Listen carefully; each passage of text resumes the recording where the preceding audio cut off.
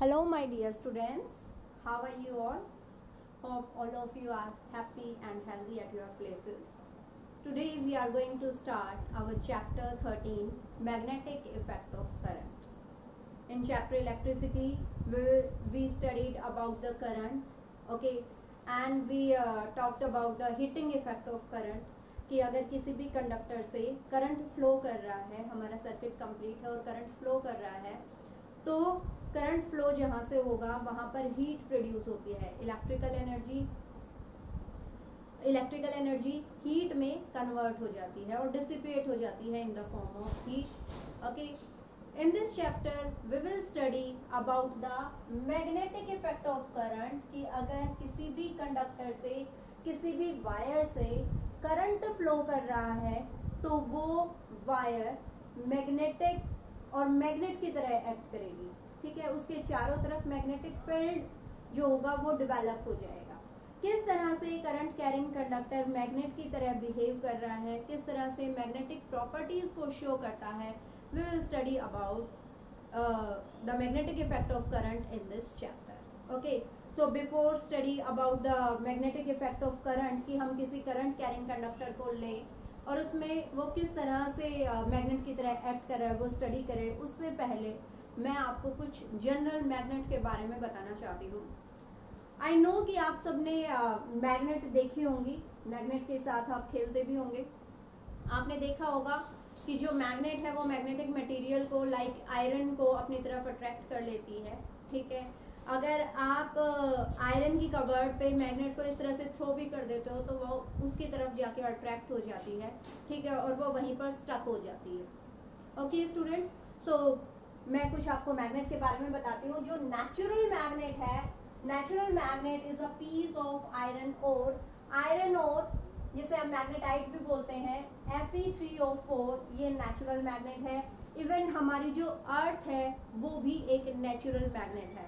दो तरह की मैग्नेट होती है, एक नेचुरल मैग्नेट जो नेचुरल अकरिंग मैग्नेट है, ठीक है, जिसमें से हमारी जो अर्थ है वो भी एक नेचुरल मैग्नेट ही है, और दूसरा होती हैं आर्टिफिशियल मैग्नेट्स और मैन मेड मैग्नेट्स। जो मैग्नेट्स नेचुरल मैग्नेट्स के साथ जो मैग्नेट्स नेचुरल मैग्नेट से प्रोड्यूस की जाती है। अब वो नेचुरल मैग्नेट की हेल्प से किस तरह से मैग्नेट में कन्वर्ट हो जाती हैं। आर्टिफिशियल मैग्नेट्स होती हैं जिन्हें हम किस तरह से बनाते हैं, हम रब कर देते हैं पीसेस ऑफ आयरन को या दूसरे मटेरियल जो मैग्नेटिक है बाय नेचर, उन्हें हम नेचुरल मैग्नेट के साथ अगर हम रब कर देते हैं तो आर्टिफिशियल मैग्नेट्स बनती हैं। ओके स्टूडेंट्स, सो नेचुरल जो मैग्नेट्स हैं वो तो नेचुरली ही अकर करती हैं, जैसे कि आयरन ओर है जो Fe3O4 कंपाउंड में मिलता है, वो नेचुरल मैग्नेट है। अर्थ हमारी नेचुरल मैग्नेट है। और फिर हम आर्टिफिशियल मैग्नेट्स बना लेते हैं नेचुरल मैग्नेट के साथ। अगर हम आयरन या दूसरा जो भी मैग्नेटिक मटेरियल अगर हम उनको एक दूसरे के साथ रब करेंगे तो उनमें भी मैग्नेटिक प्रॉपर्टीज जो होती हैं वो डेवलप हो जाती है। ओके स्टूडेंट्स, नाउ अभी अगर आपके पास कोई भी मैग्नेट है, फिर वो चाहे आर्टिफिशियल मैग्नेट है या नेचुरल मैग्नेट है, तो मैग्नेट में कुछ प्लेसेस ऐसे होते हैं जहां पर जो मैग्नेटिक जो उनका बिहेवियर होता है, जो पावर होती है वो मैक्सिमम होती है, और कुछ प्लेसेस ऐसे होते हैं जहां पर वो जो पावर होती है अट्रैक्ट करने की वो मिनिमम होती है। सो दो बहुत इंपॉर्टेंट प्लेसेस हैं मैग्नेट में, दो बहुत इंपॉर्टेंट रीजन्स हैं मैग्नेट में। वो कौन से हैं? पोल्स। पोल्स क्या होते हैं? पोल्स मैग्नेट के वो प्लेस होते हैं जहां पर अट्रैक्टिव पावर जो होती है वो मैक्सिमम होती है।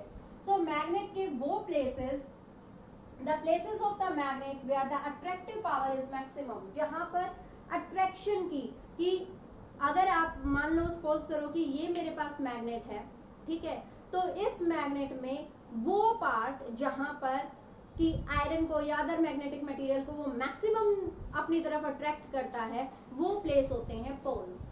और वो प्लेस जहां पर अट्रैक्टिव पावर मिनिमम होती है उसे हम बोलते हैं न्यूट्रल रीजन। ओके स्टूडेंट्स, सो मैग्नेट में, मैग्नेट चाहे नेचुरल मैग्नेट है या आर्टिफिशियल मैग्नेट है, दो प्लेसेस होते हैं जो बहुत ही इंपॉर्टेंट है। वो होते हैं मैग्नेट के पोल्स और न्यूट्रल रीजन। पोल्स वो पार्ट होंगे मैग्नेट के जहां पर मैग्नेटिक प्रॉपर्टी, या हम कह सकते हैं कि जहां पर अट्रैक्शन, अट्रैक्टिव जो पावर होती है, ठीक है, power to attract attract magnetic material towards itself, जो मैक्सिमम होती है वो होते हैं उसके पोल्स, और न्यूट्रल रीजन होती है जहां पर उसकी अट्रैक्टिव जो पावर होती है आयरन को या निकेल कोबाल्ट किसी भी मैग्नेटिक मटेरियल को अपनी तरफ अट्रैक्ट करने की जो पावर होती है वो मिनिमम होती है, वो होती है न्यूट्रल रीजन। ओके स्टूडेंट्स, सो अब हम कंटिन्यू करने वाले हैं अपना नेक्स्ट टॉपिक। इसी के साथ जो हमारा टॉपिक है उसमें हम डिस्कस करेंगे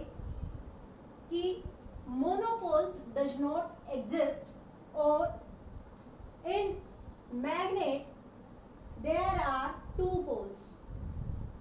okay,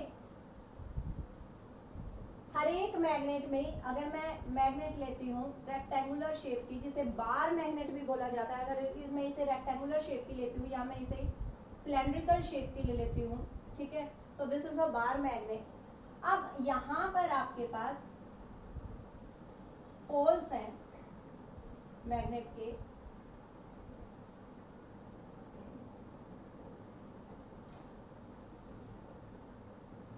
this is your north pole and this is south pole. So मैंने बताया कि मैग्नेट के वो पार्ट जहां पर अट्रैक्टिव जो पावर होती है वो मैक्सिमम होती है, ठीक है, तो वो होते हैं उसके पोल्स, जैसे ये। ओके, और जो पोल होते हैं वो हमेशा एक नॉर्थ पोल होता है और एक साउथ पोल होता है। ये अभी हम अपनी नेक्स्ट वीडियो में कंटिन्यू करेंगे, ऑर्स्टेड एक्सपेरिमेंट भी करेंगे।